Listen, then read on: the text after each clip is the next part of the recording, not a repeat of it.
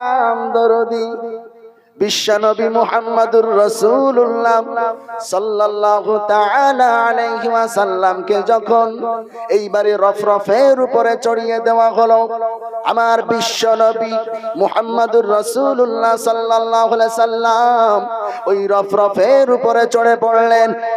1 2 3 4 5 6 করতে করতে আমার বিশ্বনবী মুহাম্মদুর রাসূলুল্লাহ আমার আল্লাহ তাআলার বাড়ি, আমার আল্লাহ তাআলা সাথে দিদার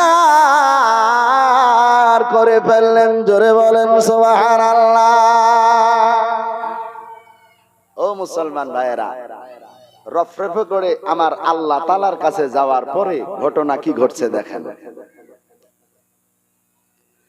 আমার ভাইয়েরা, বন্ধুরা, আমার বিশ্বনবী যখন এইবারে আল্লাহ তাআলার কাছে পৌঁছে গেছে, আমার আল্লাহ তাআলার সঙ্গে যখন সাক্ষাৎ, আমার আল্লাহ তাআলা ডাক দিয়া বলতেছেন, ও আমার দোস্ত, বলো বলো, আমি যে তোমারে দাওয়াত দিলাম, তুমি আমার বাড়িতে আসলাম, ও হাবিব বলো বলো, তুমি আমার জন্য কি আনছো বলো। আমার বিশ্বনবী বললেন, আল্লাহ গো, আমি এতটাই বোকা নাও, মানুষ মানুষের বাড়িতে যায়, মানুষ মানুষের বাড়িতে আত্মীয় যায়, মানুষের বাড়িতে আত্মীয় আসে, সবাই অনেক কিছু, কেউ জিলাপি নিয়ে যায়, কেউ আবার মিষ্টি নিয়ে যায়, কেউ আবার ফল ফুলারি নিয়ে যায়। আল্লাহ গো, আমি যখন তোমার বাড়িতে আসবো ইরাদা করলাম, আমি মুহাম্মদ তোমার বাড়িতে আসার সময় আমি তোমার জন্য উপহার এনেছি। জোরে বলেন সুবহানাল্লাহ। আমি তোমার জন্য উপহার আনছি। কি উপহার? আমার আল্লাহ বলছেন, দোস্ত কি আনছো?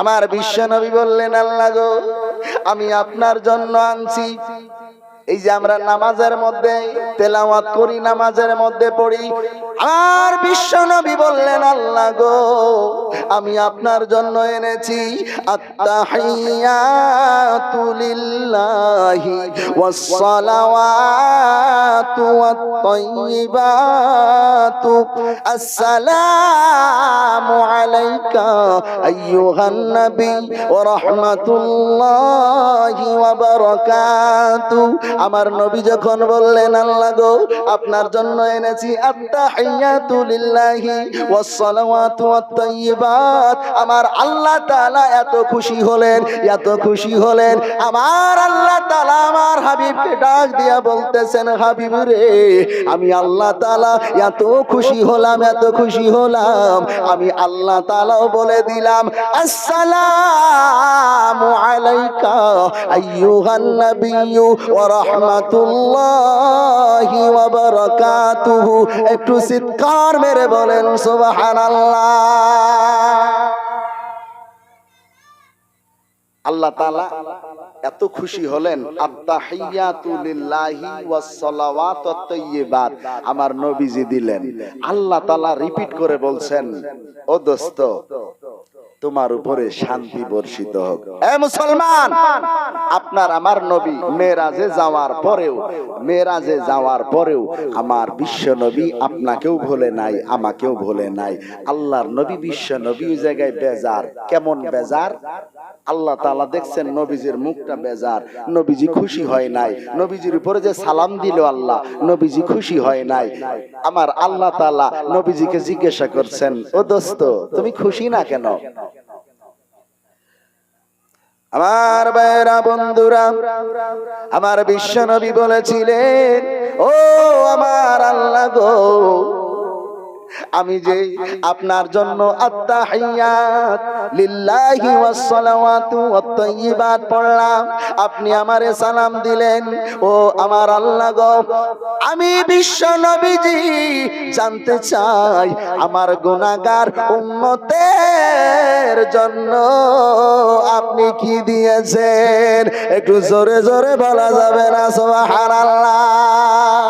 আমার আল্লাহ তাআলা সেদিন ডাক দিয়া বলেছিল, ও আমার বিশ্ব নবী, শুনে নাও শুনে নাও, আমি শুধু তোমার জন্য সালাম রাখি নাই, আমি আল্লাহ তাআলা আমি তোমার গুনাহগার বান্দাদের জন্য আমি আল্লাহ তাআলা সালাম দিয়ে দিলাম।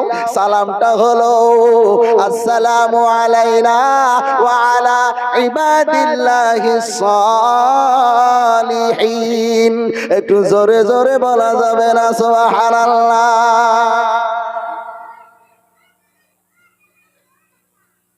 আমার আল্লাহ তাআলা বললেন, ও দোস্ত রাগ করছো কেন? আসসালামু আলাইনা ওয়া আলা ইবাদিল্লাহিস সালিহিন। তোমার যত নেক উম্মত আছে, আমার যত নেক বান্দা আছে, সবাইকে আমি সালাম দিলাম। শুধু সালাম দিলাম না নবী গো, কিয়ামতের দিনে আমি আল্লাহ তাআলা তোমাকে এতটুকু পাওয়ার দিব, তোমার যাকে পছন্দ তুমি ধরে ধরে জান্নাতে নিয়ে চলে যাবা। সুবহানাল্লাহ পড়বেন না মুসলমান? আল্লাহ নবী দুইজনে প্রেম করেছেন গোপনে, আল্লাহ নবী দুইজনে প্রেম করেছেন গোপনে, সাধারণ মানুষ কিন্তু বুঝিল না। ও মুসলমান, আমার আল্লাহ তাআলার বিশ্ব নবী সাল্লাল্লাহু আলাইহি সাল্লাম এক জায়গায় আমার বিশ্ব নবী আর আল্লাহ তাআলা দুইজনে গল্প করতেছেন। গল্প করা হয়ে গেছে, এখন আমার বিশ্ব নবী আল্লাহ তাআলাকে ডাক দিয়া বলছেন, আল্লাহ গো, তুমি তো আমারে মেরাজ দিলা, ও আল্লাহ, আমার গুনাহগার উম্মতের জন্য যদি মেরাজ না দাও তাইলে আমি নবী খুশি হব না। সুবহানাল্লাহ পড়বেন না? আরো জোরে বলা যাবে না সুবহানাল্লাহ? আমার ভাইরা বন্ধুরা, আমার আল্লাহ তাআলা আমার বিশ্ব নবীজিকে ডাক দিয়া বললেন, নবীজি গো, আমি আল্লাহ তাআলা আমার হাবিবের জন্য শুধু একলা নয়, শুধু আমার হাবিবের জন্য একা মেরাজ নয়, আমি আমার হাবিবের গুনাহগার উম্মতের জন্য আমি মেরাজ দিয়ে দিলাম। জোরে বলেন সুবহানাল্লাহ। কি মেরাজ দিলেন? আমার আল্লাহ তাআলা বললেন, নবীজি আপনার জন্য, আপনার গুনাহগার উম্মতের জন্য মেরাজ হলো 50 ওয়াক্ত নামাজ। কত ওয়াক্ত? জোরে বলেন কত ওয়াক্ত? আমার আল্লাহ তাআলা 50 ওয়াক্ত নামাজ আমার বিশ্ব নবীজিকে দিলেন। দেওয়ার পরে বললেন, নবীজি গো, আপনার গুনাহগার উম্মত যখন আমি আল্লাহকে দেখতে চাইবে, আমি আল্লাহর নৈকট্য লাভ করতে চাই, আমি আল্লাহর ভালোবাসা পাইতে চাই, নবীজি গো, আপনি আপনার উম্মতদেরকে বলে দিবেন, আপনি আপনার উম্মতদেরকে জানায়া দিবেন, আমি আল্লাহ তাআলার প্রদত্ত 50 ওয়াক্ত নামাজ তারা যেন আদায় করে। কয় ওয়াক্ত? জোরে বলেন কয় ওয়াক্ত? এটা কেমন করে? হাদিসের মধ্যে আছে, আমার বিশ্ব নবী বলেন, as-salatu mi'rajul mu'minin, নামাজ হলো মুমিন যারা হবে, যারা মুসলমান হবে, আমার বিশ্ব নবী হাদিসের মধ্যে বলেছেন, এই নামাজটাই হলো আমার মুমিন মুসলমানদের মেরাজ। এই মেরাজ, আল্লাহর সাথে যদি কেউ সাক্ষাৎ করতে চায়, আল্লাহর সঙ্গে যদি কেউ ভালোবাসা করতে চায়, ও মুসলমান নামাজে দাঁড়ায়া যাও, আমার আল্লাহ তাআলা তোমার সাথে সাক্ষাৎ করবে। নামাজে দাঁড়াইতে হবে। ও মুসলমান ভাইরা, আল্লাহর সাথে সাক্ষাৎ করা মুসলমান মুমিনদের একটা বিশেষ রাস্তা, বিশেষ সিঁড়ি। সেইটা কি গো? নামাজ।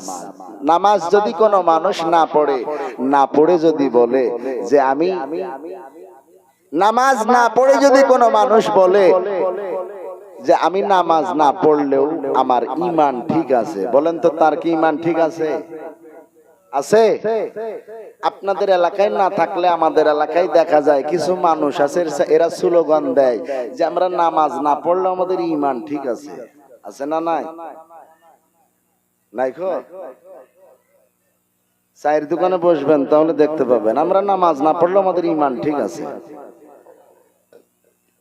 আমার ভাইয়েরা বন্ধুরা, আমার আল্লাহ তাআলা মুসলমান মুমিনদের জন্য মেরাজ দিলেন। মেরাজ, এই মেরাজ হিসাবে আমার আল্লাহ তাআলা আমার বিশ্ব নবীজিকে 50 ওয়াক্ত নামাজ দিলেন। 50 ওয়াক্ত নামাজ দেওয়ার পরে আমার বিশ্ব নবীজি মুহাম্মাদুর রাসূলুল্লাহ সাল্লাল্লাহু তাআলা আলাইহি ওয়াসাল্লাম যখন এইবারে আবার দুনিয়ার জমিনে আসবেন, ওই রফরফে চড়ে আবার যখন ওই সিদরাতুল মুনতাহায় চলে আসলেন, আমার বন্ধুরা সিদরাতুল মুনতাহায় আসার পর আমার বিশ্ব নবীজি যখন ওই ষষ্ঠ আসমানে যখন পৌঁছে গেলেন, আল্লাহর একজন নবী ছিলেন, আল্লাহর ওই নবীর নাম হলো হযরতে মুসা আলাইহিস সালাতু ওয়াস সালাম। আল্লাহর নবী মুসার কাছে যখন আমার বিশ্ব নবীজি চলে আসলেন, আসার পরে আমার বিশ্ব নবীজিকে ডাক দিয়া বলতেছেন, ওগো আখিরি জামানার পয়গাম্বার, তুমি তো আল্লাহর সঙ্গে সাক্ষাৎ করলা, তুমি তো আল্লাহর সঙ্গে মুলাকাত করলা, বলো বলো বলো বলো বলো বলো বলো তোমাকে আল্লাহ কি দিয়েছে, তোমার উম্মতের জন্য কি উপহার দিল? আমার বিশ্ব নবীজি ডাক দিয়া বলে, গো মুসা, আমার আল্লাহ তাআলা আমার বিশ্ব নবীর জন্য, আমার গুনাহগার উম্মতের জন্য, আমার গুনাহগার উম্মতের জন্য আমার আল্লাহ তাআলা 50 ওয়াক্ত নামাজ দিয়েছেন। একটু জোরে বলা যাবে না সুবহানাল্লাহ? মুসা আলাইহিস সালাম বলছেন, ও মুহাম্মদ সাল্লাল্লাহু আলাইহি সাল্লাম, তোমাকে আল্লাহ 50 ওয়াক্ত নামাজ দিল, তুমি 50 ওয়াক্ত নিয়ে চলে আসলা? বলে, হ্যাঁ চলে আসলাম। তো এই 50 ওয়াক্ত নামাজ তোমার উম্মত পড়বে কখন? 50 ওয়াক্ত নামাজ তোমার উম্মতেরা পড়বে কখন? বলে, এটা কি বলেন? হ্যাঁ আমি ঠিকই বলছি, তোমার উম্মত 50 ওয়াক্ত নামাজ পড়ার সময় পাবে না। অতএব তুমি আল্লাহর কাছে ফিরে যাও, ফিরে গিয়ে আল্লাহকে বলে কিছু কমিয়ে নিয়ে আসো।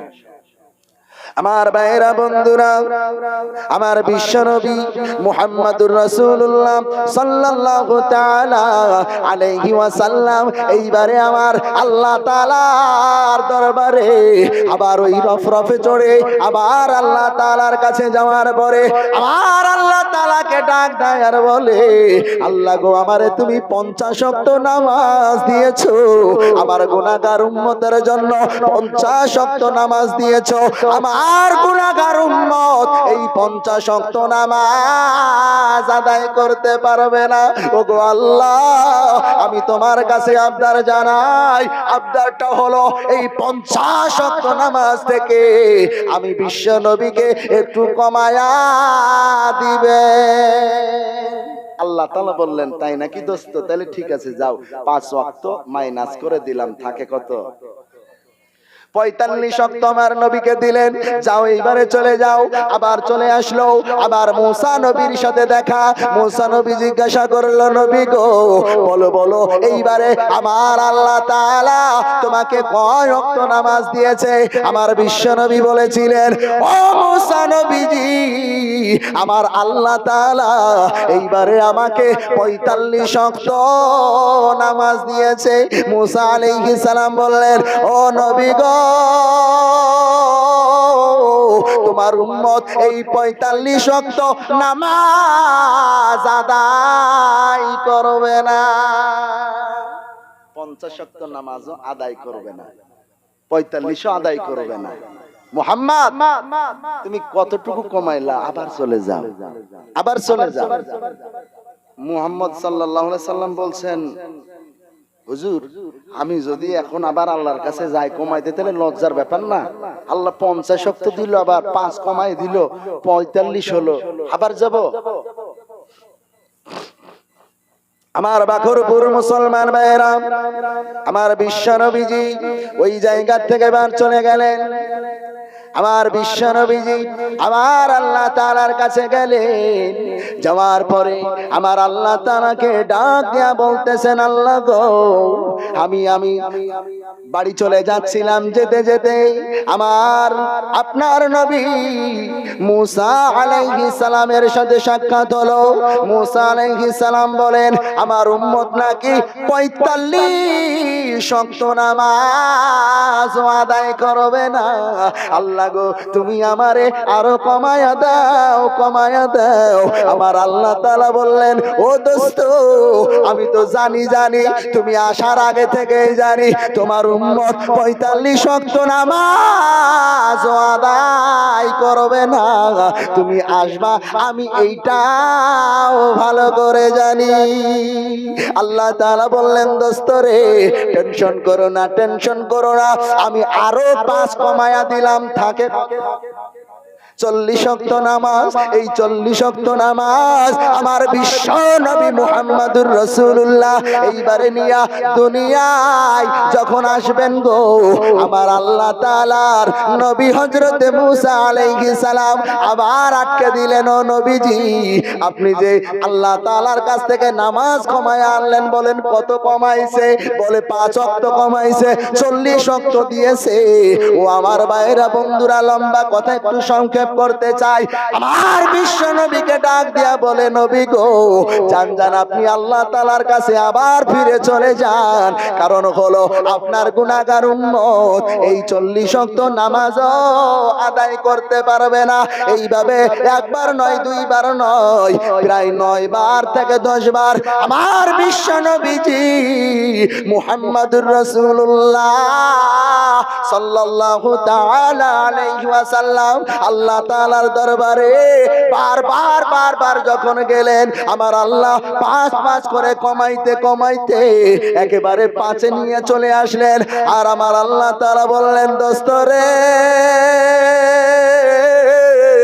যাও যাও, দুনিয়ার মধ্যে যাও, আমার গুনাহগার উম্মত এই ৫ ওয়াক্ত নামাজ আদায় করবে।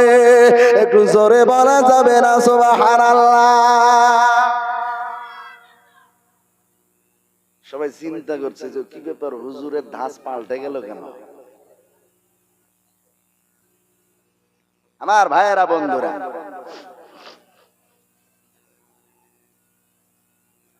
আল্লাহ তাআলা কয় ওয়াক্ত দিলেন? কয় ওয়াক্ত? জোরে বলা লাগবে, কয় ওয়াক্ত? ৫ ওয়াক্ত। এই ৫ ওয়াক্ত নামাজ আমাদের পড়ার দরকার আছে না নাই? জোরে বলেন, আছে না নাই? তাইলে ফজরের নামাজে এক কাতার মানুষ কেন? আজকে জুম্মার দিনে বাবারে, আমি তো চিন্তা করতে পারি না। আমি তো ভাবছিলাম যে পশ্চিম পাড়ার শুধু জুম্মা মসজিদ এটা। ওরে বাবারে, দেখি উপর তালা নিচ তালা জায়গা হচ্ছে না, সেই যেখানে জুতা রাখে ওইখানেও মানুষ নামাজ পড়ছে। এতগুলা মানুষ যদি এলাকায় থাকে, ফজরের নামাজে এক কাতার মানুষ কেন?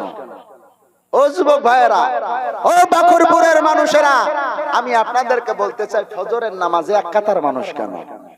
আহারে, তুমি ডাক্তারের আদেশ পালনের জন্য, নিজের শরীরকে ঠিক রাখার জন্য, তুমি পুলিশের চাকরি নেওয়ার জন্য, শরীরকে ফিট রাখার জন্য ফজরের আজানের আগে রাস্তায় দৌড়াও, নামাজ পড়তে যাও না।